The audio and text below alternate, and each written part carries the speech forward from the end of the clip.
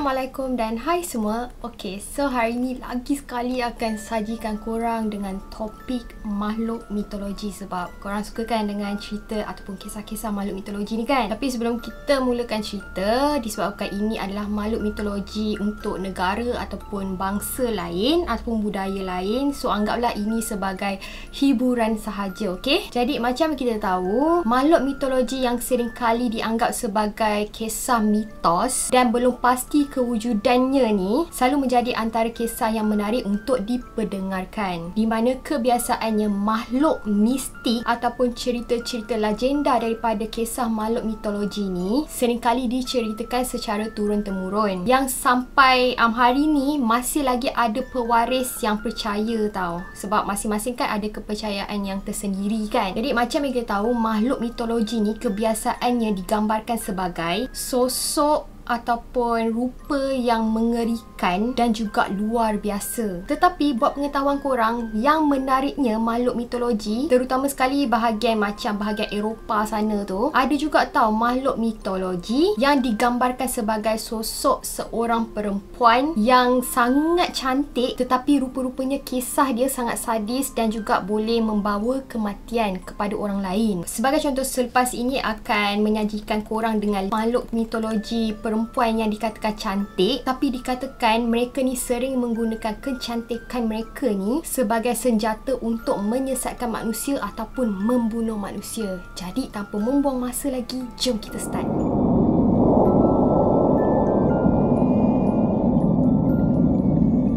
Okay, jadi makhluk yang pertama tak lain tak bukan, rasanya ramai kot yang tahu tentang makhluk ni, iaitu siren. Jadi dikatakan makhluk siren ni merupakan antara makhluk mitologi Yunani yang paling cantik tau. Dikatakan makhluk ni tinggal di sebuah pulau yang bernama Sirenium Scopuli, ataupun ada juga menurut beberapa tradisi yang berbeza telah mengatakan bahawa siren ni seringkali tinggal di tempat yang dikelilingi dengan batu karang dan juga tebing. Okey, jadi sebenarnya pada mulanya siren ni seringkali digambarkan macam seorang perempuan dengan tubuh setengah burung tau. Jadi maksud dia kat bawah ni burung dan kepala dia ni manusia perempuan lah. Tetapi seiring dengan perkembangan dan penemuan daripada beberapa sumber lain telah mengatakan bahawa siren ni digambarkan sebagai seorang perempuan cantik, dari pinggang ke bawah ni ikut ikan dan dari pinggang ke atas ni macam bertubuh manusia lah. Senang cerita, siren ni dikatakan ibarat macam puteri duyung. Tetapi berbeza dengan cerita beberapa puteri duyung yang mengatakan sebenarnya duyung ni baik, benda ni berbeza tau untuk siren, di mana dikatakan sebenarnya makhluk siren ni sangat berbahaya. Di mana bahayanya siren ni, dikatakan siren ni mempunyai suara yang sangat-sangat merdu tau. Di mana dengan suara inilah mereka akan gunakan untuk memikat para pelaut yang lalu berdekatan dengan kawasan mereka tu lah. Jadi dikatakan kepada para pelaut yang mendengar suara merdu mereka ni para pelaut ni semua akan terbuai-buai dan berhayal, sampaikan mereka ni macam tak sedar tau. Ada yang sanggup untuk menerjun ke dalam laut untuk mencari suara empunya tu, dan ada juga mengatakan bahawa mereka ni terbuai-buai mendengar suara siren tu, sampaikan mereka ni dah tak handle diorang punya kapal ke ataupun sampan tu, sehingga kapal mereka telah melanggar batu karang sehingga kapal mereka karam dan mereka pun mati lemas. Jadi dikatakan kisah pertemuan dengan siren ni telah diceritakan dalam kisah Odyssey, di mana dikatakan pada suatu ketika Odysseus ni harus melewati pantai berkarang yang dihuni oleh para siren ni, Odysseus ni telah menyuruh seluruh anak kapal dia ni untuk menyumbat telinga mereka dengan menggunakan lilin tau, untuk mengelak diri mereka ni semua daripada terbuai-buai ataupun terpikat dengan suara siren ni, di mana hal ini boleh mendatangkan malapetaka kepada mereka semualah. Tetapi pada masa yang sama, Odysseus ni sendiri memang teringin tahu untuk mendengar macam mana suara kemerduan suara siren ni. Jadi disebabkan itulah Odysseus ni telah menyuruh anak kapal dia ni untuk mengikat dia dekat tiang kapal. Jadi pada masa itulah ketika Odysseus ni mendengar sahaja suara siren yang sangat merdu tu, dia telah memberontak dan menyuruh seluruh anak kapal dia ni untuk melepaskan ikatan dia dekat tiang tu tau. Sebab dia macam terbuai dan dia macam ibarat nak terjun lah ke dalam laut tersebut.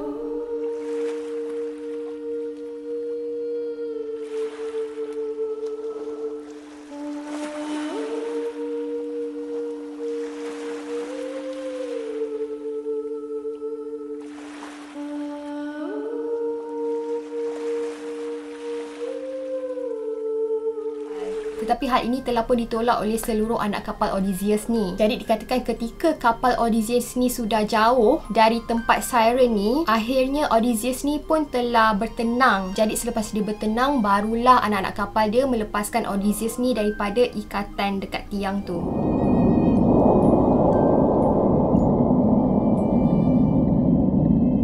Okey, jadi makhluk kedua ni memang sangat popular, di mana banyak filem-filem yang ternama ataupun popular telah menggunakan watak makhluk mitologi ni, di mana tak lain tak bukan adalah Medusa. Jadi Medusa ni adalah antara salah satu makhluk mitologi yang cantik dalam legenda Yunani, di mana dikatakan sebenarnya Medusa ni adalah saudara daripada Phorcys dan juga Ceto. Awalnya mereka telah mengatakan bahawa sebenarnya Medusa ni memang merupakan seorang perempuan yang sangat cantik, perempuan biasa yang sangat cantik yang digilai oleh para lelaki. Dan dikatakan sebenarnya Medusa ni bekerja sebagai pendeta di kuil Dewi Athena. Jadi dikatakan walaupun Medusa ni dikatakan sangat-sangat cantik dan digilai oleh ramai lelaki, tetapi dia tetap menjaga kesucian dirinya. Tapi disebabkan kecantikan dia itulah telah membawa malapetaka, di mana dewa Poseidon iaitu dewa penguasa laut pun dikatakan sangat terpesona dan tak kuat untuk melihat kecantikan Medusa tu. Di mana disebabkan itulah akhirnya dewa Poseidon tu telah pun memperkosa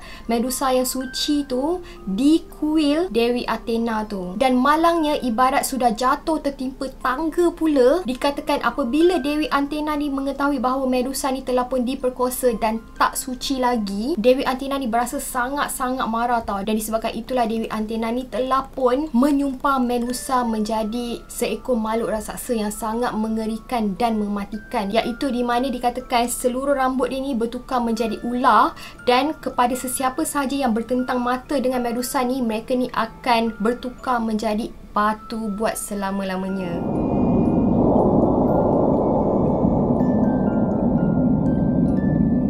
Okey, seterusnya makhluk mitologi yang dikatakan cantik adalah Ziwozona, ataupun untuk bahasa untuk orang kat sana, mereka pronounce Ziwozona ni sebagai Ziwozona macam tu tau. Jadi Ziwozona ni juga dikenali sebagai Mamuna, dan makhluk ini juga dikatakan telah pun mendapat gelaran sebagai antara makhluk yang sangat cantik tetapi sangat sadis dan juga kejam. Jadi dikatakan makhluk ni berasal daripada Slavia. Dan kononnya, menurut cerita legenda Ziwozona ni, makhluk ni suka tinggal dekat macam tebing ataupun pinggir-pinggir sungai tau. Dan dikatakan disebabkan kecantikan yang dia ada ni lah telah membawa malapetaka kepada para manusia. Jadi cara makhluk ini menggoda manusia adalah dia ni seringkali wujud sebagai seorang wanita yang sangat-sangat cantik, macam ibarat bidadari lah bila berhadapan dengan manusia. Jadi dikatakan ketika makhluk ini berhadapan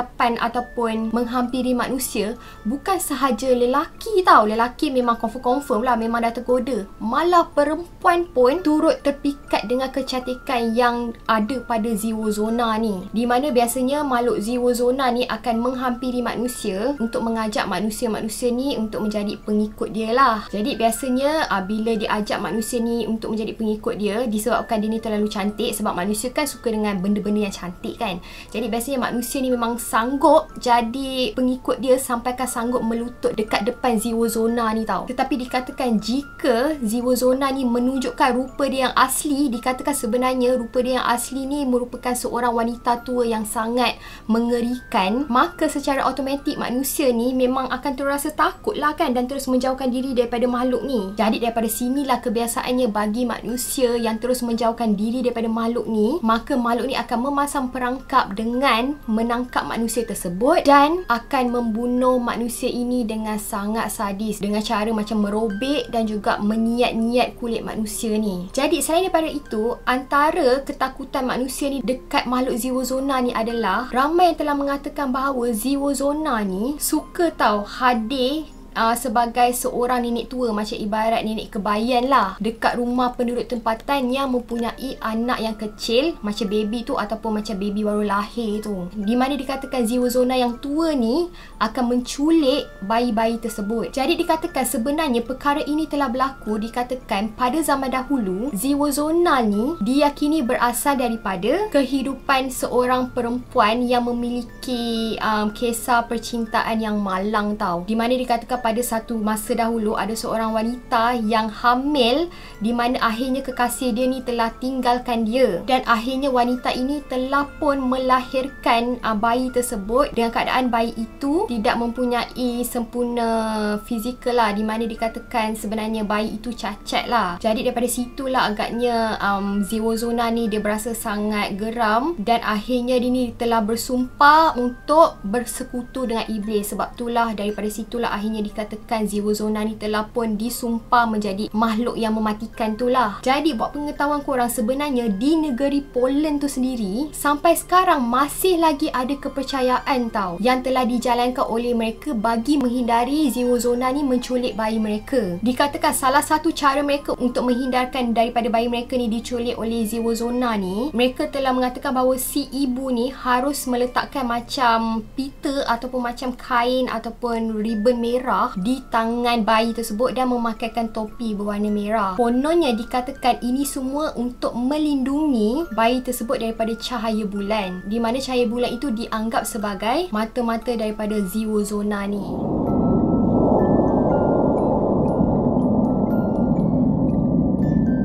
Okey, jadi makhluk seterusnya adalah Arachne. Jadi dalam mitologi Yunani dikatakan Arachne ni kisah dia ni juga tak kalah sadis tau. Kononnya dikatakan pada zaman dahulu ada seorang wanita yang cantik ni memiliki bakat yang sangat besar dalam menenun. Jadi wanita ini dikenali sebagai wanita yang ramah, sopan dan juga sangat berbakat besar dalam menenun, dan telah menjadi penenun terbaik di kota Haipaipa di Lydia. Jadi disebabkan inilah terlalu ramai orang yang macam taksub lah dan memuji-muji wanita tersebut, sehinggakan wanita ni akhirnya telah menjadi sangat sombong disebabkan kehebatan yang ada pada diri dia tu, sehinggakan dia ni telah mendakwa diri dia ni lebih hebat menenun daripada Dewi Athena, iaitu Dewi kebijaksanaan, Dewi perang dan juga terkenal sebagai Dewi seni menenun. Jadi semakin lama wanita ini berasa sangat kesal dan juga macam bengang lah, sebab ramai sangat orang cakap dia ni hebat, ibarat dia ni murid kepada Athena ni. Jadi disebabkan itulah dia telah claim bahawa diri dia ni lebih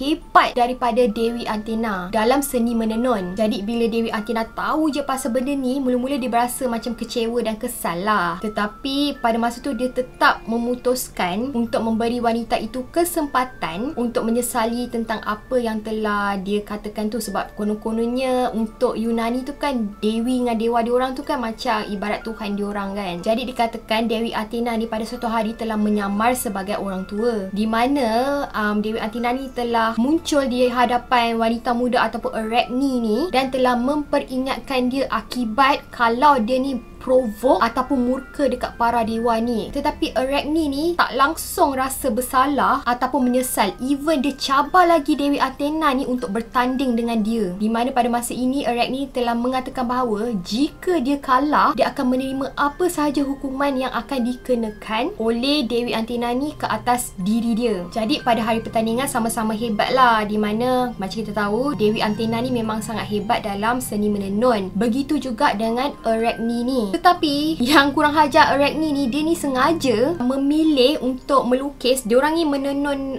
permaidani tau. Jadi dia sengaja memilih untuk menenun adegan yang menggambarkan perselingkuhan dan hubungan para dewa ni, di mana dalam karya seni tersebut telah pun menampilkan 21 adegan dari pelbagai pelanggaran yang telah dilakukan oleh para dewa ni, termasuklah Poseidon, Apollo, Zeus dan sebagainya. Walaupun sebenarnya kononnya hasil seni menenun ni boleh dikatakan sebenarnya bijak lah kan. Dan sebenarnya tak ada kesilapan pun di mana sebenarnya seni menenun dia ni sangat halus dan boleh dikatakan sangat sempurna. Tetapi benda ni telah membuatkan Dewi Antina ni berasa sangat marah lah, sebab lagi sekali dia ni macam memperkotak-katikkan para dewa tau. Jadi kerana kesombongannya, akhirnya Dewi Antina ni telah pun menyumpah Arachne ni untuk menjadi laba-laba raksasa, separuh manusia, separuh laba-laba, buat selama-lamanya. Jadi daripada sinilah untuk bahasa sana Arachne ni bermaksud laba-laba.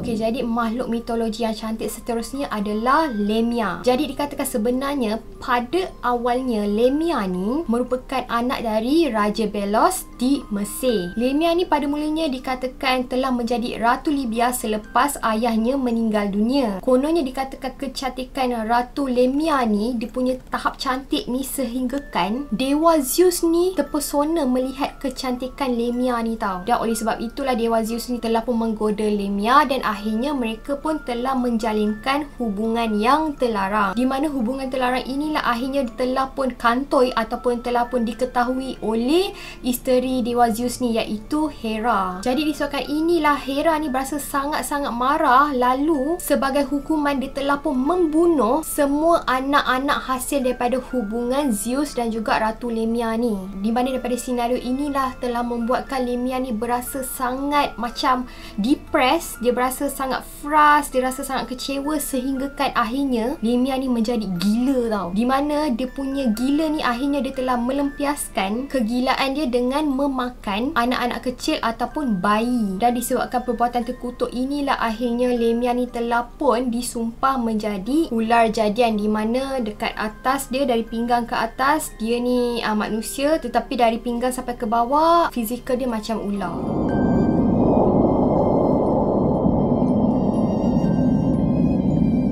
Okey, seterusnya adalah Nyi Blorong. Okey, jadi selain Nyi Roro Kidul, mesti antara korang pernah mendengar tentang nama Nyi Blorong kan? Jadi sesetengah orang yakin bahawa makhluk mitologi Indonesia ni, iaitu Nyi Blorong ni merupakan Nyi Roro Kidul. Tapi ada juga sebahagian daripada sumber percaya bahawa Nyi Blorong ni adalah salah satu panglima yang terkuat dimiliki oleh Kanjeng Ratu Kidul ni, dan sering dianggap pangkat dia samalah dengan Nyi Roro Kidul. Jadi boleh dikatakan Nyi Roro Kidul dan juga Nyi Blorong ni adalah dua makhluk yang berbeza lah, tetapi mempunyai pangkat yang sama. Jadi Nyi Blorong ni merupakan sosok legenda Indonesia yang berwujud sebagai seorang wanita yang cantik tetapi bertubuh manusia daripada pinggang ke atas, dan fizikalnya seperti ular daripada pinggang ke bawah. Jadi menurut kepercayaan masyarakat di sana, Nyi Blorong ni merupakan penguasa Keraton Pantai Selatan yang juga turut memiliki kesaktian yang luar biasa, di mana dikatakan Nyi Blorong ni mempunyai pengikut-pengikut yang pelbagai tau, yang datang daripada makhluk halus ni. Jadi dikatakan kononnya Nyi Blorong ni ditugaskan untuk menyesatkan manusia agar terjerumus dalam persugihan, di mana akhirnya manusia ni akan terjebak untuk menjadi tentera-tentera untuk Nyi Blorong ni buat selama-lamanya. Jadi maksud persugihan ni macam manusia yang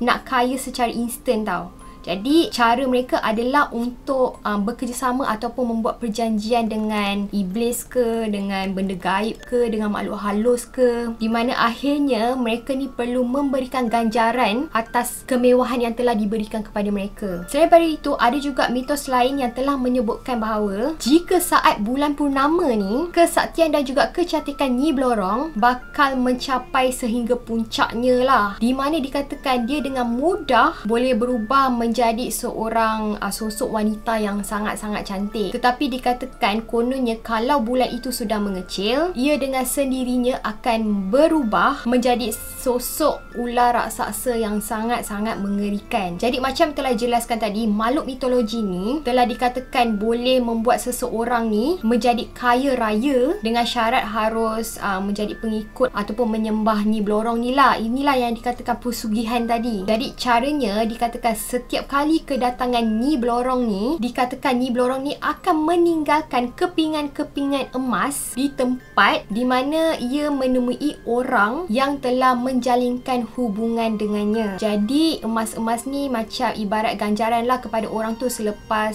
menyembah dekat Nyi Blorong ni. Jadi dikatakan emas ni kononnya merupakan datang daripada sisik-sisik tubuh Nyi Blorong ni. Jadi sebenarnya dikatakan pesugihan dengan Nyi Blorong ni dipercayai memerlukan ganjaran yang sangat boleh dikatakan mengerikan lah, di mana dia mahu jadikan jika manusia ni mati, dia akan jadikan roh manusia ni sebagai pengikutnya, di mana jika manusia ni menemui ajalnya, dia akan menjadi bahagian daripada penghuni keraton gaib Laut Selatan buat selama-lamanya. Selain daripada itu, dalam jangka waktu tertentu juga telah mengatakan bahawa Nyi Blorong ni juga sebenarnya turut meminta ganjaran nyawa untuk orang lain lah. Macam contohnya dia minta ganjaran nyawa untuk ahli keluarga kepada orang yang menyembah dia tu, macam tu, untuk dijadikan macam penambahan lah untuk jumlah tentera dia dekat Laut Selatan tu, untuk meningkatkan kecantikan dia, macam tu lah, wallahualam. Okey, jadi sampai itu sahajalah makhluk mitologi yang dikatakan sebenarnya sangat cantik, tetapi kisahnya boleh dikatakan sadis dan ada yang boleh mematikan. Jadi terima kasih kepada yang dah sudi tengok video ni sampai habis. Cerita ni korang janganlah anggap serius sangat, bolehlah dianggap sebagai hiburan sahaja. Tetapi macam yang telah dijelaskan tadi, mungkin untuk budaya lain, mungkin mereka percayalah tentang keberadaan makhluk-makhluk mitologi ni. Okey, jadi thank you so much kepada sesiapa yang suka dengan video ni. Jangan lupa tekan butang like. See you again and bye.